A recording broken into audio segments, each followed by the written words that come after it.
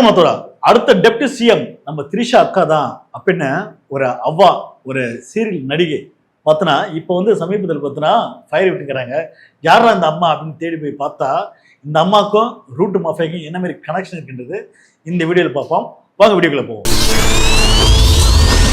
TVK தமிழ்நாட்டில் எப்படி ஆட்சி அமைச்சதுன்னு எல்லாருக்கும் தெரியும். இந்த ரூட் மாஃபியா ஜெகதீஷ் வந்து ரூட் அப்படின்னு ஒரு கம்பெனி வந்து ஆரம்பிச்சு ஃபேக்கான நரேட்டிவ் செட் பண்ணி இன்ஸ்டா இன்ஃப்ளூயன்சர் பேச வச்சு சிஎம் விஜய் சார் ரொம்ப சூப்பரான ஒரு ஆள், அவர் அழகுக்கு அவர் நல்லது பண்ணுவார், அவர் ரொம்ப நேர்மையான ஒரு ஆள், அவர் வந்து தன்னுடைய சொத்துக்கெல்லாம் சம்பாதிச்ச சொத்துக்கெல்லாம் பொண்டாட்டி புள்ளி கூட கொடுக்காம தன்னுடைய சொத்துக்கெல்லாம் பொதுமக்களுக்கே எழுதி கொடுத்துட்டு மக்கள் கலப்பனைக்காக அவர் வந்து அரசியலுக்கு வராரு, அவர் நம்ம எப்படின்னா சிஎம் ஆக்கணும், ஓட்டு போட்டு இது போன்ற ஆட்களை நம்ம தேர்ந்தெடுத்துட்டா நம்ம தமிழ்நாடு சூப்பரா இருக்கும், அமைதி பூங்குவா இருக்குன்னு சொல்லி நிறைய இன்ஸ்டா இன்ஃப்ளூயன்ஸ்க்கெல்லாம் காசு கொடுத்து பேச வச்ச மாமாவால பார்த்த நம்ம ரூட் மாஃபியா தான் முழுக்க முழுக்க காரணம். அப்ப இந்த ரூட் மாஃபியோட அடுத்த ஸ்கிரிப்ட் பார்த்தோன்னா திரிஷாக்காவை எப்படின்னா கொண்டு வந்துடணும். டெப்டி சிஎம் போஸ்டிங் இருக்குல்ல, அந்த போஸ்டிங் இது வரைக்கும் எம்டியா தான் வந்து இருக்கா. ஏன் அப்படி சொன்னா விடுதலை சிறுத்தை கட்சி தலைவர் தோல் திருமாவளவன் இடைத்தேர்தலை வந்து ஜெயிக்க வச்சு அவர் வெற்றி பெற்றா அவர் வந்து துணை முதல்வராக ஆக்கலாம் அப்படின்னு ஒரு பேச்சுவார்த்தை இருந்தது. அது ஒரு கோரிக்கையும் பார்த்தோன்னா விடுதலை சிறுத்தை கட்சி சார்பா வந்து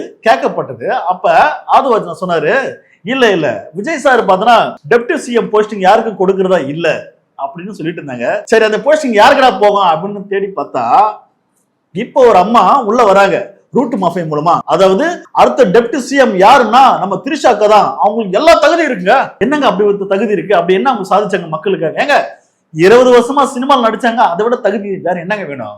சிங்கப்பெண்ணுங்க, ஜெயலலிதா விட சிங்கப்பெண்ணுங்க சிறப்பா செயல்படுவாங்க. அவங்களுக்கு இந்த பதவி விட ஜனாதிபதி பதவி கூட கொடுக்கலாங்க அப்படின்னு ஒரு அவ்வா ஒரு நடிகை வந்து பார்த்தனா இப்போ ஒரு வீடியோ போட்டிருக்க. அந்த வீடியோ பார்த்துட்டு இப்ப சொல்லுவாங்களா? திரிஷா டெப்டி சிஎம் ஆனா நீங்க ஒத்துப்பீங்களா? செல்வி ஜெயலலிதாம்மா எவ்வளவோ போராட்டத்துக்கு மத்தியில் சிஎம்மா ஆனாங்க. அவங்க நடிகையாகவும் இருந்தாங்க, மிக சிறந்த அறிவாளி. அவங்கள பீட் பண்ண எந்த ஆணாலையும் முடியல. அவ்வளவு அறிவு ஜீவி.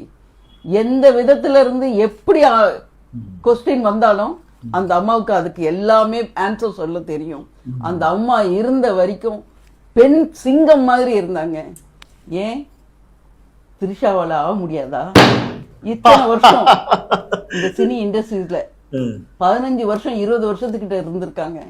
எவ்வளவு பெரிய அறிவாளியா இருந்திருந்தா எவ்வளவு பிரச்சனை வந்தாலும் வா வந்து நில்லுங்கிற தைரியத்துல நிக்குது இல்ல. ஏன் வரக்கூடாது? கண்டிப்பா வரும், கண்டிப்பா தாராளமா நிக்க வைக்கலாம். இந்த சிஎம் இந்த டெப்டி சிஎம் மாத்திரம் கிடையாது, இதுக்கு மேல பதவி இருந்தா கூட அவங்களால செய்ய முடியும். நல்ல அறிவாளியான பெண், தைரியமான பெண், கிட்டத்தட்ட பெண் சிங்கம் சொல்லுவேன். கண்டிப்பா ஜெயிச்சு வரும். பெண்கள் அத்தனை பேருமே ஆதரவு தருவாங்க. நானும் அவங்களுக்கு ஆதரவு தருவேன். நீங்களுமா? வணக்கம். சூப்பர் சூப்பர் அப்படின்னு சொல்லி இனி வரும் காலத்துல அணிலும் பார்த்தோம்னா ஃபயர் வெட்டினா ஆதரவு கொடுப்பானுவ. கருமண்டா கருமம். அதாவது திரிஷாக்கா மேடம் சினிமால நடிச்சாங்க. சினிமால நடிச்சது தவிர மக்கள் பிரச்சனைக்காக களத்துல வந்து நின்று போராட்டம் பண்ணாங்களா? காவேரி பிரச்சனைக்காக நின்று வந்து போராட்டம் பண்ணாங்களா? நீட்டுக்கு எதிராக வந்து போராட்டம் பண்ணாங்களா? இல்லை எங்கன்னா ஜெயிலுக்கு போனாங்களா? எதனா ஒரு பிரச்சனை வாய் தந்து பேசியிருக்காங்களா? எதுவுமே இல்லைல்ல. அப்ப எந்த பிரச்சனைக்கும் வராம மக்கள் பிரச்சனை பத்தி பேசாம திரிஷாக்கா விஜய் என்ற ஒரு பிம்பத்தை பயன்படுத்தி நானும் டெப்டி சிஎம் ஆக போறேன் அப்படின்னு இதெல்லாம் எவன் பேச வச்சான்? எவன் சொல்லி கொடுத்தான்? ரூட் மாஃபியா ஜெகதீஷ் ஜோ தவிர ஒரு அளவுதான் லிமிட். என்ன அது பேச்சு? இது ஏற்கனவே அணிலாம் செம காணிக்கிறானுவ. திரிஷாக்கா கொண்டு வந்து பார்த்தோன்னா அடிக்கடி பார்த்தோன்னா ஸ்டேஜில் நிக்க வைக்கிறீங்க. அதுவே அவனால ஏத்துக்க முடியும் சொல்லி ஜலசில குடிச்சுக்கிறாங்க. தேவையில்லாம வேலை பார்த்துட்டு இருந்தீங்க. அணிலே கோவம் வந்து பிடிச்சி கடிச்சு போட்டுருவாங்க. ஆனா வந்து எனக்கு தெரிஞ்சு வருங்காலத்துல திரிஷா வருவாங்க, டெப்டி சிஎம்மும் ஆவாங்க, சிஎம்மும் ஆகுவாங்க. இதுக்கு நம்ம அணில் வந்து கொடி பிடிப்பாங்க. நீங்க பாருங்களா, சினிமா மோகம், சினிமா பைத்தியம் மனநிலைங்க. அரசியல் புரிதல் பத்தி ஒரு மண்ணை அவங்க வந்து யோசிக்க மாட்டாங்க, திங்க் பண்ண மாட்டாங்க, ஃபியூச்சர் பத்தி யோசிக்க மாட்டாங்க. ஏங்க ஒருத்தன் 100 கோடி சம்பாரிச்சு வச்சுறாங்க, 1000 கோடி சம்பாரிச்சு வச்சுக்கிறாங்க. அவன் வந்து நான் ஊழல் செய்ய மாட்டேன், நான் லஞ்சத்தை ஒழிப்பணும்னு நம்புறானுங்க. இந்த மாதிரி ஒரு கேனக்கருக்கு நான் வந்து நீங்க வந்து பார்த்துருப்பீங்களா? எப்படி இதெல்லாம் நம்ப தோணும்? அது மட்டும் இல்லாம இன்னைக்கு வந்து சிஎம் சார் வந்து சிஎம் ஆனதுக்கு அப்புறம் சொல்லாரு, என்னோட ஆட்சியில ஊழலை ஒழிச்சுட்டுன்றாரு. இதையும் பார்த்தா அவங்க ஃபயர் விடுறானுங்க. என்கிட்ட சொல்றானு வந்து கவர்மெண்ட் ஆஃபீஸ்ல பார்த்தாங்க ஒரு இடத்துல கூட லஞ்சம் வாங்கலாங்க அப்படின்றானுங்க. எனக்கு அப்படியே என்னடா இவ்வளவு தத்தியாக்குறீங்க, என்னடா எதை சொன்னாலும் நீங்க வந்து நம்புவீங்களாடா, இன்னைக்கு எதாவது பாத்தீங்களாடா? நான் எதுவுமே இல்ல, ஆனா ஒரு அடியில் வந்து பாதிக்கப்பட்டிருக்கேன். என்கிட்ட வந்து சொன்னான். அது வந்து பாத்தீங்கன்னா டெத் சர்டிபிகேட் வந்து வாங்க வந்து கவர்மெண்ட் ஆஃபீஸ் போயிருக்காப்புல 1000 ரூபாய் காசு கட்டணும் கொடுத்தாராம். இது லஞ்சம் கிடையாதாப்பா? அப்ப எல்லா இடத்துல லஞ்சம் வாங்குறாங்க, வாங்கிட்டு தான் இருக்காங்க. ஏன்னா இப்ப இல்ல வாங்கல அப்படின்னு இதெல்லாம் நம்ப வைக்கிறது. இப்ப வந்து அண்ணா சார் வந்து எப்படி வந்து பிஜேபி ஆட்சி அமைக்கிறதுக்கு என்ன மாதிரி வந்து தில்லாலங்கடி வேலை பார்த்தாங்க. இந்தியாவில் பார்த்தோன்னா ஊழல் வந்து சேர்ந்து போச்சு, ஊழல் வந்து லஞ்சம் எங்க பார்த்தலாம் அப்படின்னு தலைவிரிச்சாருன்னு சொல்லி ஒரு பொய்யான நரேட்டிவ் செட் பண்ணி எப்படி அவனை பிஜேபி ஆட்சியை கொடுத்து இப்ப 15 வருஷமா பார்த்தா நாடு பின்னோக்கி போயிட்டுருக்குல்ல. சோ அது போல ஒரு கான்செப்ட் தான் தமிழ்நாட்டுல. அண்ணா ஆசிரியர் அன்னைக்கு எப்படி பார்த்தா ஊழல் ஒழிக்க பண்ண உள்ள வந்தாரு, இன்னைக்கு விஜய் பார்த்தா ஊழல் ஒழிக்க பண்ண உள்ள வராரு. எப்படி கோடீஸ்வரர் வராரு. ஏங்க ஒரு சாமான ஏழை எளிய வந்து எவனா சொன்னா கூட பரவாயில்லைங்க, கோடிக்கணக்கில் சொத்து சேர்த்து வச்சு வந்து நான் ஊழல் ஒழிக்க போறேன்னு போது எப்படி நம்புறானுவ? அதுதாங்க எனக்கு பார்க்க என்னடா இவ்வளவு முட்டாளா இருக்கிறீங்க அப்படின்னு மாதிரி தான் நமக்கு கேட்க தோணுது. ஸோ அதையும் தாண்டி சிஎம் சாருக்கு வந்து செருப்படி கொடுக்கிற விதமா ஒருத்தர் பேசிக்கிறாரு. அந்த வீடியோ கொஞ்சம் பார்த்துருவோம். இந்த நேரத்துல நம்ம தமிழ்நாட்டை லஞ்சத்திலிருந்து ஊழல்ல இருந்து காப்பாத்துறதும் வந்து ஒரு மிகப்பெரிய ஒரு விடுதலைக்கு சமமான ஒரு விஷயம்தான். அப்பா, லஞ்சம் வாங்கினவன், ஊழல் செஞ்சவன், ஓட்டுக்கு காசு கொடுத்து ஜெயிச்சவன், அவனெல்லாம் கட்சியில சேர்த்துக்கிட்டு நீ வந்து லஞ்சத்துல இருந்தும் ஊழல்ல இருந்தும் மக்களுக்கு விடுதலை வாங்கி தர போறன்னு பேசுற பத்தியா? இந்த பொழப்புக்கு சும்மா பொழிச்சுன்னு காரி துப்பிட்டாரு. ஆமாங்க, சிம்பிளா சொல்றேங்க. அதாவது செங்கோட்டன் யாரு? ஊழல் கட்சியிலிருந்து வந்த ஒரு ஆளு. பாஸ்கர் யாரு? ஏடிஎம்ல பார்த்தோன்னா இந்த போதைப் பொருள், இந்த வந்து பான்பராக்கு இதுல வந்து ஊழல் பண்ண ஒரு ஆளு. அவரை நீங்க வந்து கட்சியில இருந்து சேர்த்துக்கிட்டீங்க. அவர் நம்ம பார்ட்டி பண்ண சொல்லி கதை விட்டுனீங்களே, பார்ட்டி பண்டு மூலமா வந்து டிஎம்கே ஊழல் பண்ணிட்டாங்கன்னு இந்த பார்ட்டி பண்டி கொடுத்தவன் ஏவன்? மார்டின் ஃபேமிலி மருமவன் ஏவன்? ஆதவர்ஜுனா சார். இவங்கெல்லாம் கட்சியில வச்சுக்கிட்டு நாங்க வந்து ஊழல் பண்ண மாட்டோம், ஊழலை ஒழிச்சிட்டோன்னா எங்களை பார்த்தா எப்படி தெரியுது? மக்களை பார்த்தா என்ன கேர மாதிரி தெரியுதா மக்களை பார்த்தா?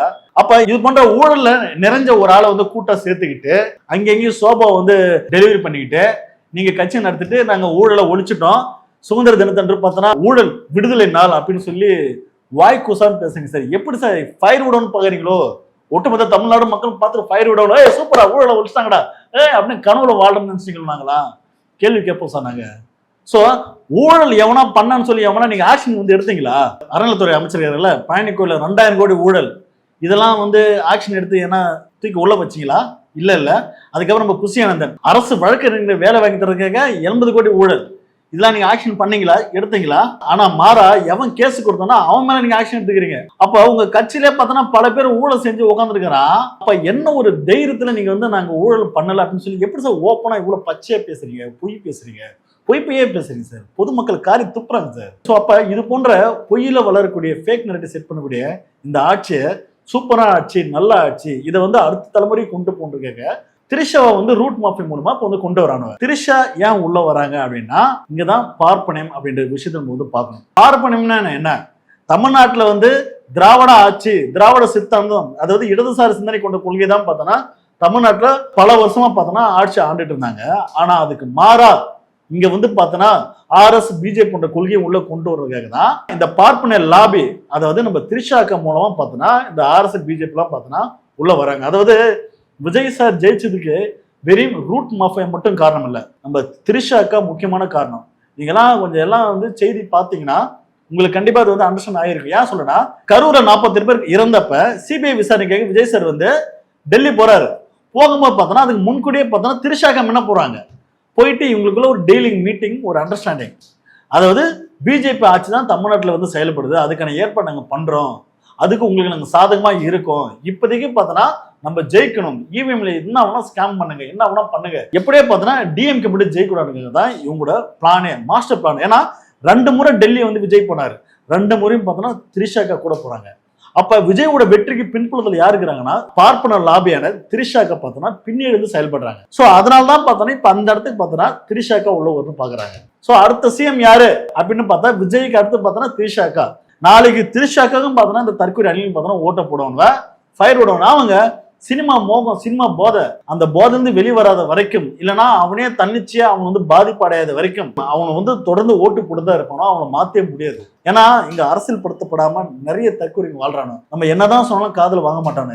எங்க அண்ணன் அவர் அழகை பாருங்க, அவர் ஸ்டைல பாருங்க, அவர் கோட்டை பாருங்க, அவர் கண்ணை பாருங்க, இப்படிதான் வந்து பேசிக்கிறானுடைய மக்கள் பிரச்சனை, மக்கள் அன்றாட தினம் பாதிக்கிறாங்கன்னு பத்தி அதை பத்தி பேச மாட்டாங்க. இவனு ஆட்சி வரதுக்கு முன்னாடி பார்த்தோம்னா என்னென்ன பொய்யெல்லாம் பேசுறானு. தமிழ்நாட்டுல பெண்களுக்கு பாதுகாப்பு இல்ல, தமிழ்நாட்டுல போதை கலத்து தலைவிரிச்சாடுது அப்படின்னு சொல்லி இன்ஸ்டா இன்ஃபுளுசர் வச்சு பேச ஆரம்பிச்சாங்க. ஆனா இன்னைக்கு அந்த இன்ஸ்டா இன்ஃபுளுசர் எங்க போனான்னு பார்த்தா எவனையுமே ஆளகான, எல்லாரும் வாயை மூடி நிக்கிறாங்க. அப்ப தொடர்ந்து இந்த ரூட் மாஃபியா இந்த மாதிரி ஃபேக் நெரேட்டிவ் வந்து செட் பண்ணி பண்றானா எவ்வளவு ஒரு ஆபத்தான செயல். நம்மள தமிழ்நாட்டை பார்த்தோன்னா இவனை பின்னோக்கி ஒரு 50 வருஷம் கொண்டு போயிடுவானுங்க. நீங்க வேணா பாருங்க, அப்படிதான். அப்ப இதுல இருந்து நம்ம வெளியே வரும்னா தற்கொலையாக அணிகள் தயவு செய்து பார்த்தீங்கன்னா கேள்வி கேளுங்கடா. உங்க அண்ணா ஆச்சுதான், ஓகே தான், உங்க அண்ணன் தான் சிஎம், உங்க அண்ணா இருந்தா கூட தப்பு செஞ்சா கேள்வி கேளுங்க.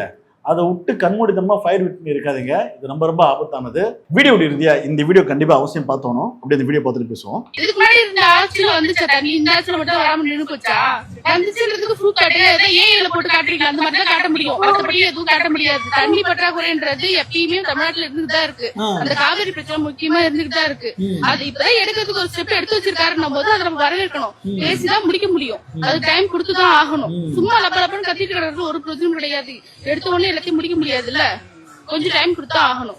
ஓ எதிர் வீட்டு பக்கத்து வீட்டு பிரச்சனையே சீக்கிரம் முடியாது. அப்படி இவ்வளவு நாடுக்கு இருக்கிற பிரச்சனை எப்படி முடிக்க முடியும்? டைம் எடுத்தா ஆகணும். அதாவது பகுத்தறிவு இருந்தா யோசிக்கலாம், இல்லாதவங்க கத்திட்டு கிடக்க வேண்டியது. அதை பத்தி எல்லாம் யோசிக்க பகுத்தறிவு இருந்தா யோசிக்கலாம். பகுத்தறிவு பாத்தீங்கன்னா அக்காவோட பகுத்தறிவு, அதாவது பார்த்தனா எதிர் வீட்டு பிரச்சனையே பார்த்தனா தீர்க்க முடியலையா. நாட்டு பிரச்சனை எது? கர்நாடகம் தமிழ்நாடும் நாட்டு பிரச்சனையா? தற்கொலை கர்நாடகம் தமிழ்நாடும் பார்த்தா இந்தியாக்குள்ளதான் வந்து இருக்கு. இது நாட்டு பிரச்சனையா? அப்ப இது போன்ற தற்கொலை தான் பார்த்தனா விஜய் சாருக்கு ஃபயர் விட்டுனேன். விஜய் சார் என்ன சொன்னாலும் டைம் கொடுங்க, அவர் நல்லா பண்ணுவாருங்க, டைம் கொடுங்க, அவர் நல்லா செய்வார். எப்ப செய்வாரு? ஆப்பு தானே சிவி வைப்பாரு, வாங்கிட்டே இருக்கணும். தற்கொலைங்களா? அதாவது போன ஆட்சியெல்லாம் பார்த்தோன்னா காவேரி தண்ணி கரெக்டான டைம்ல திறந்து விட்டான். இந்த முறை நம்மள வந்து அவங்க ஒரு மனுஷன் கூட பார்க்க மாட்டான். அப்ப காவேரி தண்ணி திறந்து விடுறதுக்கு அனைத்து கட்சி கூட்டுங்கயா அப்படின்னா விஜய் சார் ஏன் கூட்ட மாட்டாருன்னு எவனோ ஒரு தற்கொலை வாய் தந்து கேட்கறானா? அதை முதல்ல கேளுங்கடா. தற்கொலைங்களா? அனைத்து கட்சி கூட்டுறது என்ன பிரச்சனை இருக்கு? காவேரியில தண்ணி வரும்னா அனைத்து கட்சி கூட்டி நம்ம ஒரு கண்டன அறிக்கை வெளியிடலாம்னு பேசுறாங்களே, எதிர்கட்சி கேட்கறாங்களே, அதை நாங்க பண்ண மாட்டோம்னு என்ன அர்த்தம்? அப்ப நீங்க யாருக்கே சாதகமா நீங்க வந்து பயன்பட போறீங்க. அப்ப நீங்க காவேரி தண்ணி வரக்கூடாதுன்னு பாக்குறீங்களா? அப்ப இதெல்லாம் மடம் மாத்துறதுக்கு இப்ப ஒரு மழை வந்தது, அந்த மழையை வந்து உபரி நீர் வந்துதான் டேம் ஃபுல் ஆயிடுச்சு. அந்த தண்ணியை வந்து கர்நாடகா வந்து ஓபன் பண்ணிட்டான். இது வந்து பாத்தோன்னா உபரி நீர் தான். இந்த உபரி நீருக்கு பார்த்தோன்னா தற்கொலைக்கு பார்த்தா ஃபயர் விட்டானு அப்படின்னா வர்ண பகவானே எங்க அண்ணன் பக்கம் தான். வர்ண பகவானே பார்த்தோன்னா எங்க அண்ணனுக்கு சாதகமா தண்ணி திறந்து விட்டான் அப்படின்ட்டானோ. யாருன்னா நம்மளோட த்ரிஷாக்கு வந்து டெப்டி சிஎம் ஆகும் சொல்லியிருந்தாங்க தெரியுமா? இந்த அம்மா தான் பார்த்தோன்னா முத போட்டுச்சு. அப்ப இது போன்ற தற்கொலைலாம் பார்த்தோன்னா வர்ண பகவானே பார்த்தோன்னா எங்க அண்ணன் பக்கம் தான் சொல்லி தொடர்ந்து பார்த்தோன்னா போய் பிரச்சனை பண்ணிட்டுதுங்க. வாயை திறந்து கேட்க தெம்பு திராணி இல்லைன்னா தயவு செய்து வாயை மூடி வச்சு வந்து இருங்க. ஒன்னாச்சு வந்து அப்படியே புனிதமா சாமியா பாத்தீங்கன்னா தமிழ்நாட்டு மக்களுக்கு ஒருபோதும் நல்லது நடக்காது. தயவு செய்து கேள்வி கேளுங்க. இந்த வீடியோ பத்தி கருத்துல பத்தி நீங்க நினைக்கிற மறக்காம கமெண்ட் பண்ணுங்க. அடுத்த வீடியோ சந்திப்போம். நன்றி, வணக்கம்.